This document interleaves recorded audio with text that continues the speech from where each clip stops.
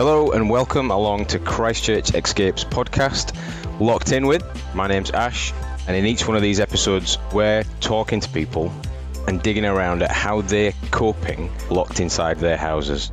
So we're going to dig around and hopefully drag out some tips, some wisdoms, but probably more important than that, search around about how their faith is working out as they're locked in. Today, I am locked in with Goodson. Welcome, Ian. Thanks for doing this. Nice to meet you. I'm going to just fire straight in. Could you give us, just so people can get to know you, 5 words that might help us describe who you are? Okay, this is off the top of my head. 5 words. All right. Southern. Right. Okay. Southern. All right. Go. So apologies for that. I mean, can't use the word fat, can you? And I'm not, but I've got a bit of a belly. So rotund. Yeah, that's the. I think that's one of the gentler ways to describe size. It's almost complimentary, isn't it? Rotund. It's not. No. I think it is rotund. Anyway, you're of an age with me, though. I think that's just.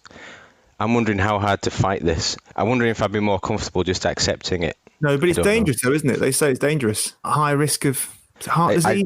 I see that, but I also see contentment. Do you know what I mean? I see somebody who's comfortable. Sometimes people will walk past me, I think he's comfortable with himself, and that's inspirational in a way. But he's comfortable in his own skin, sort of thing. Yeah.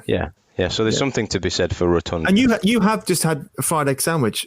You said that, didn't you, before we came on? So yeah, two fried egg sandwiches, and I'm more rotund now than I was this morning. On the back of that, that'll be the quavers. Yes. Anyway, southern and rotund. Married. Yeah. To Lydia. What's one word to say I'm a dad? I am parental. Parental. I am southern, rotund. I have 4 children. I'm married to Lydia. And a parent. You got one more word left to encapsulate you. Rescued. Oh, yeah, rescued. And they're so like rescued from your rotundness and your parental errors and your southernness. They're great words, Ian. Thank you so much. Rescued, because we've been doing we just started the book of Galatians, and rescued is a great word to describe a Christian. Paul says that Christians have been rescued from the present evil age. No, we forget that, don't we? We forget that it's a rescue and where the people dragged out the sea. Yeah, that's what lovely. Christianity is, isn't it? That is fundamentally what it is. It is a rescue. Yeah, that's what's going on. We are the saved that get pulled out the boat. When I think about that illustration, I always think, are we still being pulled out, or are we sat in the boat? Do you know what I mean? That's when I think about being rescued. I think it's helpful to think, no, I'm still being saved. I am saved because he's got hold of my hand, but at the same time, I'm not gonna lose my grip. Well, so we will be saved, won't we? We have been saved, and we were saved in eternity, extraordinarily, and there will be a day of salvation where his people will pass through judgment. Yeah, but we're rescued. Praise God. So I know Ian a little bit. I know that he's a pastor. I know that he's a Saints fan. That's not that he's a fan of Saints, although he might be because he's a pastor, but he's a Southampton fan, and I know he hails from, or at least lived there for a little while. I've not pursued this, the Isle of Wight, and all that. Even though I'm from Wakey myself, all that leads me to say, how has this happened? How did you get here to Wakey? That's a good question, because I've obviously misread the question. Because you've sent me the questions beforehand, Ash, and it said in one sentence, how did you come to be where you are right now? And I was just thinking, I'm just going to say, I walked up the stairs, I was in the kitchen. Well, it's an open-ended. It does. That is fair enough. I think the answer can be that specific. It could be you married someone from round here, then you stayed, and then you bought this house, or it could be as grand as from early on in life, God spirited you to speak to the lost people of Yorkshire. It could be, and maybe it's all of those things. But I've got to do this in one sentence. So how in one sentence did I get to be where you are right now? Where I am right now, and you don't mean why I'm in the study, which is like the spare bedroom, It can be. I've just done some homeschooling with my youngest, and she asked me what a complex sentence was this morning, and I give her a very wrong answer about what that was. But then I Googled it, or I asked Alexa, and now I know what it is. So it's not really that complex. It's just a bit longer. It's what most of my sentences are like. So you can have a complex sentence to describe how you came to be where you are right now. Okay. I grew up on the Isle of Wight, and I, in the grace of God, became a Christian on the Isle of Wight. Decided that I would like to try out university, but I didn't have, I didn't work particularly hard at school. And so I didn't have much to play with, but I managed to get into Sheffield University to study biblical studies. And I think I got in on the strength of the fact that I told them that I read the Bible, probably. I think they've got a quota for people from the Isle of Wight. Yes. They got let one in. They get, yeah. Yeah. So anyway, there we go, Sheffield. And cut long story short, met a girl there who was from Murfield, but grew up in a church in Dewsbury. And we were a bit odd, so we got married at university. And then when we got to the end of our degree course, that's sort of 2006, going back into the images of the past now, it seems. Yeah. The church in Dewsbury, the elders of the church in Dewsbury said, like, what are you doing after you finish your degrees? We haven't got many young people about. Would you be up for coming back and sort of just getting jobs in the local area and get involved in the church? And we thought, yes, that would be a good way to serve God, because towns like Dewsbury, they lose all the young people, and the churches lose their young people. And so we thought, well, that's something we could do. And the Lord could be calling us to. And Lydia had a heart for her hometown, and they moved up this way, and then realised quickly that Wakefield had some churches, but there was nothing that was the sort of church that we were in. And so we thought, well, let's give it a bash. When I was 30, and I thought, well, time to grow up now. Jesus started his public ministry when he was 30. I thought maybe I ought to grow up and give something a go. So we gave church planting a go in Wakefield. That's not a sentence. That is it's the most complex sentence I've ever heard, but really helpful. So I think we've got a bit of a sense of where you are, where you come from. I want you to imagine, Ian, if you can, and this is hard to imagine, a world where out of the blue, a disease appears that it's so contagious and it spreads so quickly, and it has such a great impact that everybody's got to stay at home for months. It seems unlikely. That sounds incredible. I can't imagine what that would be like. Well, it's horrific. It must be horrific. Anyway, in this imaginary world, well, in this real world, let's be honest, this is the struggle that we are in. Who are you locked in with? Who's around? Well, I will be locked in with. It would be with my wife and 4 children. So it's a busy house. Yeah, pretty much. Yeah. Who have you spent the last 12 months with, really? Not who would I pick to be in lockdown with, but who. So because this is yeah. Well, that is coming up. You can have one person to enter your bubble. Okay. Anyone. Then right. Yeah. So but for now, no. I'm locked down with Lydia. And my 4 children, who are 11 and 7 and 5 and whatever we said Martha was earlier, 20 months. Well done. I find kids' birthdays tricky. And you've got 4, so yep. Well done. Yeah, 4 is, yeah. So Amazon have done very well recently. Yeah, they seem to be in the right place at the right time, shall we say. They can bring you one more delivery. Just you've got one more thing you can have from Amazon. Knowing that you might be in lockdown forever, and I can't rule that out right now. What would your delivery be? Is this like Desert Island Dish? You're not allowed to take the Bible and the works of Shakespeare. Are there things that you can't pick? Yes, You're the first person to ask that. I should probably have thought this. Yeah, you can't. You can have the work. You can. Yeah, I'm not going to refuse you the works of Shakespeare if you want to make that your choice. But I'm going to assume you've already got a Bible. Reading. Yes. Okay. So you got one other thing apart from the Bible. Or if you want to order another Bible, you can. The pressure's on here, isn't it? This is. It feels like it ought to be a profound answer, something that kind of shows people the depth of my character. Yeah. So, I mean, like, what about an air fryer?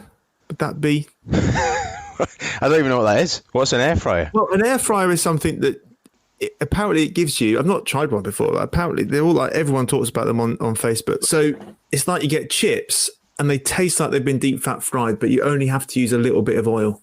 Oh, so it's like having your cake and eating it almost. That's a great shout. That's a really great shout.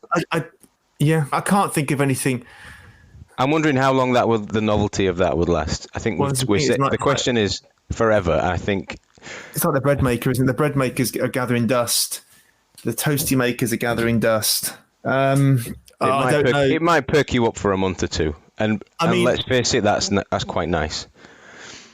I might have said some clippers, hair clippers, but we managed to get some in the end. That's a good shout.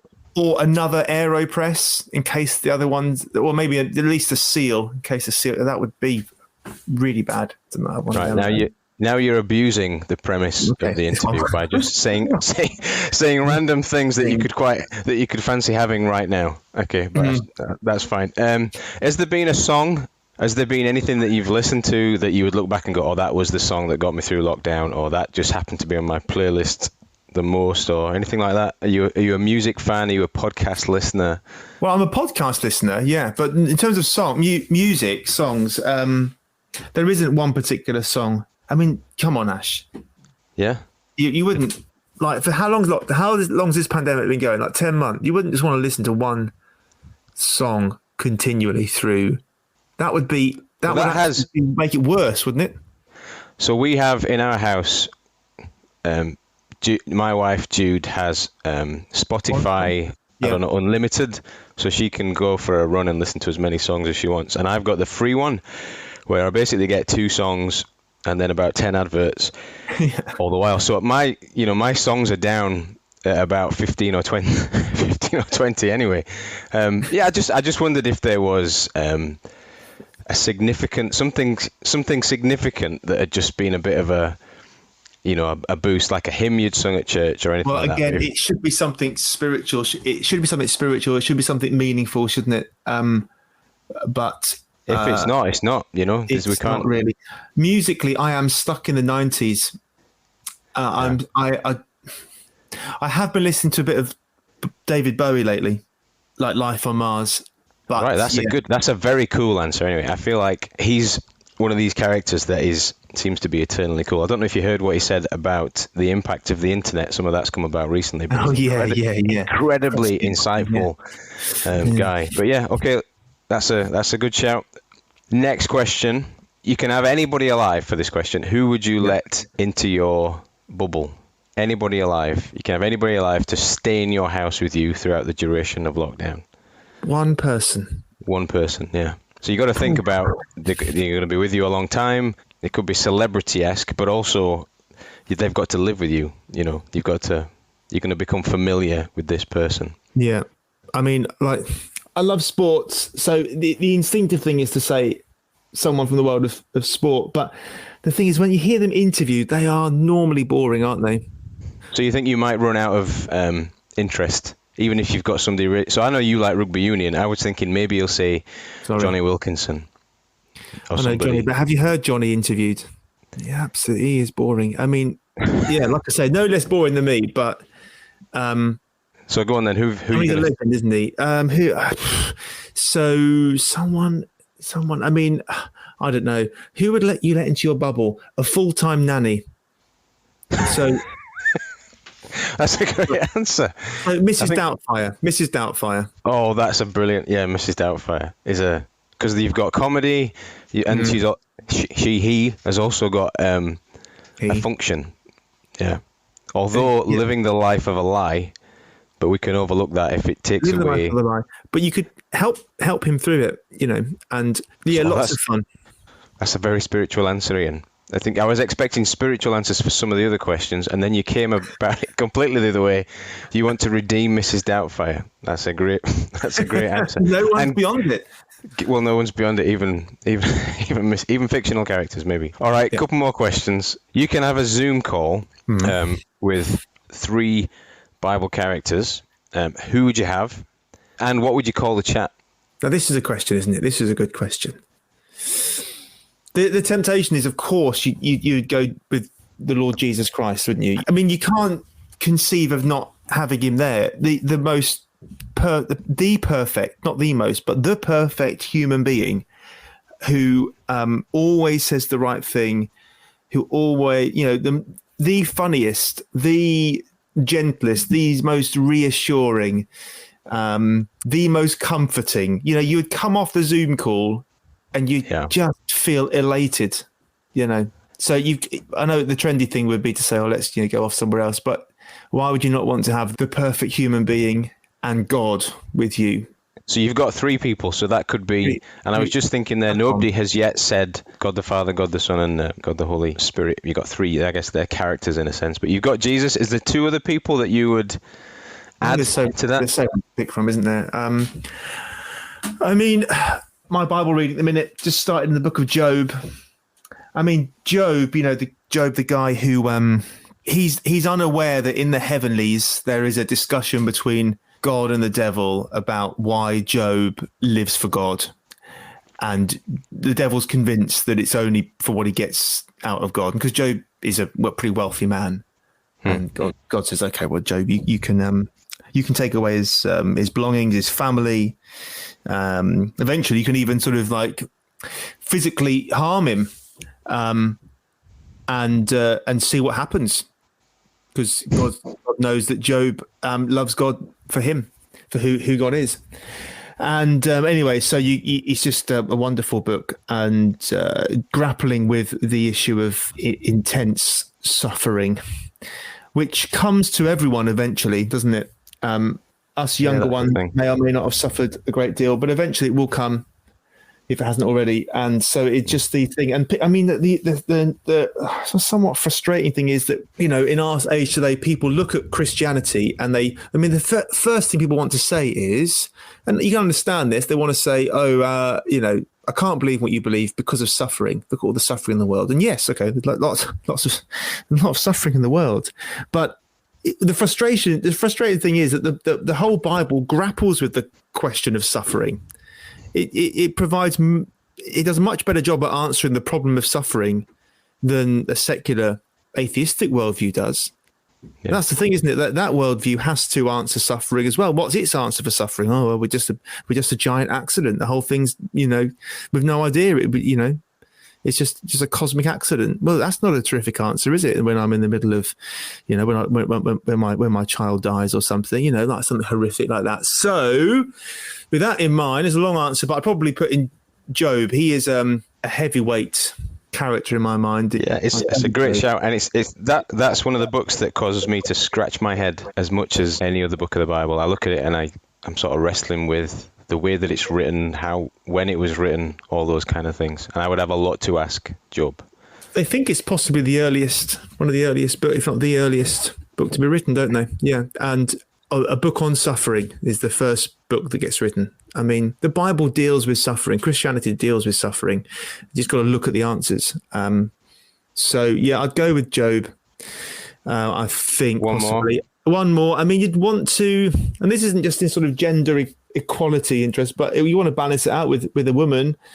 There's any number of fantastic women in the Bible. I couldn't pick just 3 at the minute. I've just finished reading the book of Esther, and so the Jews are living in exile, and she's very beautiful, and she gets picked by the pagan king to be. She's a Jew, and she gets picked to be the king's wife. But then the persecution of the Jews breaks out, sort of spearheaded by the king and his assistant Haman. And Esther's cousin Mordecai, he goes to his cousin, to Esther, and says, "Listen, God's put you in this place at this time for this very purpose, to rescue the Jews. Go and speak to the king and get him to change his mind." And the one, I mean, it's full of great lines, the book of Esther, but one of her lines was, "I'll do it." I mean, she doesn't do it straight away. She sort of hesitates a bit. That's human. And then she says, "I'm going to do it. I'm going to go and speak to the king." And the king could be really angry. He could kill her. And she says, "If I perish, I perish." And that confidence in God, I think that confidence in God, but the whole way that God works, I think, as well, in that story, you're like... Oh, the story's fantastic, yeah. Incredible story, yeah. And his protection for his people. But in terms of people, Esther, yeah. Sorry, go on, Ash. What were you going to say? No, that's it. I think that is a lovely, balanced... You need to give it a name, though, now. You need to give this... Yeah, I don't know. I can't... How do you name that? How do you give that? Jesus Christ, Job, and Esther. I mean, what do you... I think it would have to reference you being lucky to be in that Zoom chat. It would have to be of that ilk. Is there anything you've learned, Ian, in lockdown? Is there anything that you look at and go, right, if I go back till this time last year, what have I learned now that I didn't know before? Is there something that I appreciate? Is there something that in lockdown I've gone, right, I'm not going to do that again because life's like this? Has there been any? Have you got any pearls of wisdom? Have I got any pearls of wisdom? Well, I mean, yes. So that's a thinking noise. That is a thinking noise, and that is This is this ought to be good. I'm not sure I've got very good answers. I think there's some things that are probably going to stick around, aren't there, from in society, and it's thinking about my role pastoring a church. I think Zoom is probably here to stay to some greater or lesser degree. We'll be glad to be able to almost see the back of it, but there's some things it's been really handy for, so sort of bringing people together. So you've learned the benefit of tech. I think there's a place for that. And the gospel benefit of tech. The gospel benefit of tech, the gospel benefit of social media. I think that's something we have not begun to tap it. I mean, it's an absolute revolution, isn't it? And I just, I always wonder how. So I'm not very active on social. I soak a lot of it up and I pass comment and I engage like that, but I don't share a lot on social media. But I'm always thinking, what should the social media, what should a pastor have on his social media? Should it be all about church, or do I need? Because sometimes I think I look back through my feed and I think, do I need to wear this up and have people see that there's other things going on? What should a healthy social media feed? Well, I mean, that's true, isn't it? Like? One of the problems we face as Christians is I think people who are not Christians can sometimes think that we are just don't seem to be normal people. Yeah. And I like to think I am a normal bloke, really, but because I want to present somebody that's that is all about God, but at the same time, I don't want to present somebody who nobody can have who you just can't associate with. I want them to see me as somebody who's saved by God, not somebody who is in this lofty position. I think it's got to be. I think it's helpful to be real. And sometimes when I look at the stuff I've shared, I think, oh, that's a church thing. That's a church thing. That's a church thing. I'm going to tell people that I had a fried egg for lunch or something like that. I don't know. Well, I think that's worth thinking about, isn't it? What I like, Ash, what you're saying is you're just being real about the fact that you're aware alert to the fact that you are presenting something. That is it, isn't it? On social media, we are presenting a version of ourselves, a sort of a curated version of. I mean, everyone knows this now, don't they? So, I'm not saying anything new there, but got to be alert to it and utilize it, I suppose. But be on it. Be real. We want to be authentic, don't we? We're called to be people of integrity, so that what is seen on my social media. I wonder how brave we should be. Sometimes I see people post, and I think, you can obviously do the. I mean, I would try and go for a half decent shot of me. I don't, you'd go for that. But I think sometimes people post really honest, humbling, difficult stuff, and I think actually that can be massively helpful for people. No, I wonder if we should do that kind of thing more. We could help people out. I don't know. Anyway, how's your faith borne out in lockdown? How are you getting through this? Does it play a part in the daily struggle of life in the house? Well, the good question, but I just feel like I haven't really passed on wisdom that I've learned from just one more thing. I mean, yeah, go. We just, I mean, the thing I've really learned is, I think that one big family shop a week is the way forward, rather than sort of running from Aldi to Asda all over the place. Waste of time. Back just to go. One big shop saves so much time. Yeah, one big shop. What do you normally do? What? Well, I think we just fell into the thing of kind of just doing a little bit here, a little bit there. All the, they got some good frozen pizzas at Aldi, or we like the donuts are better at Morrison's, and you spend ages driving around. Yeah, can't do that. One big shop, but also not. There you go, people listening. One big shop. You've been wasting your life. Nick into Aldi to go to the bakery section. That's my weakness. Just one big shop. Section in Aldi. I thought it was Lidl. Is it Aldi? Oh, it's Lidl rather. Sorry, Lidl. The other thing is, I mean, when you couldn't get hold of for love nor money a home delivery, or if you did, you felt very bad if you were able-bodied and there was no. Well, so we said, okay, we'll start going to Morrison's and doing an in-person shop, and just the simple pleasure of being able to go out of the house and do a shop. Sacking off the online delivery. There we go. Right. The simple pleasure. I like that, but I would say I know how wise you are. I know you're a wise owl, and I would pick your brains for all sorts of pastoral issues. I didn't expect that you'd say, do you know what? Here's what I want to share after 12 months. This is where we've got to, Ash. In 12 months. What I've really gleaned over that time is that one big shop is the way to go. But there you are. Maybe I can redeem myself with the last question. Go on. What was it? I don't know. Should be honest. It's helpful to be honest. How has your faith, or has it played a part, or has it suffered? I don't want to be overly prescriptive with the way I ask that question. I think what's happened in lockdown for lots of us is we've figured out, if we've got faith and what it looks like. How's yours going? Yeah. Growing. I would say growing. I think the Lord's doing a great thing in lots of ways through this, as tragic and devastating as it is at the same time. And that's often the way that God works in our broken, messy world. And he is able to work through the complicated, messy things to bring about good.